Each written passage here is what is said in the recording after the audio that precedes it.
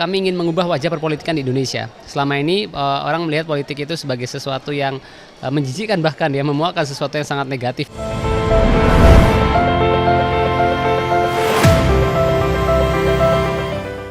Bismillahirrahmanirrahim. Jadi kawan-kawanku semua, Entrepreneur and Youth Summit 2022 ini adalah titik awal ya. Kami di bidang kepemudaan DPW PKS itu punya komitmen besar. Satu, memberikan ruang bagi anak-anak muda dalam kontestasi politik, ya, memberikan hak-hak politiknya. Dan kedua, mendukung anak-anak muda untuk memenangkan proses kontestasi politik.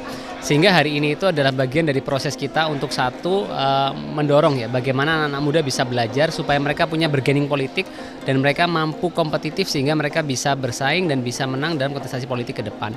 Kedua, kami ingin mengubah wajah perpolitikan di Indonesia. Selama ini orang melihat politik itu sebagai sesuatu yang menjijikkan, bahkan ya memuakkan sesuatu yang sangat negatif ya, sehingga pada kesempatan hari ini kami punya komitmen besar untuk bagaimana membuktikan ya bahwa tugas kita bukan sekedar memenangkan kontestasi politik ya, tapi lebih dari itu juga menginspirasi generasi muda untuk berpolitik dengan santun, bijak dan berkarakter.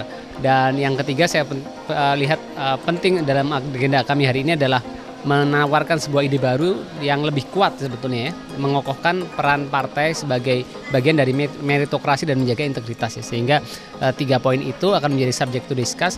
Dan kami hari ini juga mengundang ya seluruh bidang kepemudaan di seluruh wilayah Indonesia untuk bersama-sama ya kami berdiskusi untuk bagaimana merumuskan rencana-rencana strategi pemenangan ke depan. Yang lebih jauh lagi, kami punya satu hipotesa, mendorong anak muda punya karya nyata di masyarakat ya, karena sekarang Indonesia memasuki sebuah era baru di mana nilai-nilai penghormatan bukan lagi diberikan kepada mereka yang punya kesejahteraan finansial, tapi diberikan kepada kita, generasi muda yang punya ide, gagasan dan kepedulian. Oleh karena itu tidak peduli usia kita, siapapun yang punya ide dan gagasan, mereka punya tempat untuk mengabdi di negeri ini. Last but not least ya,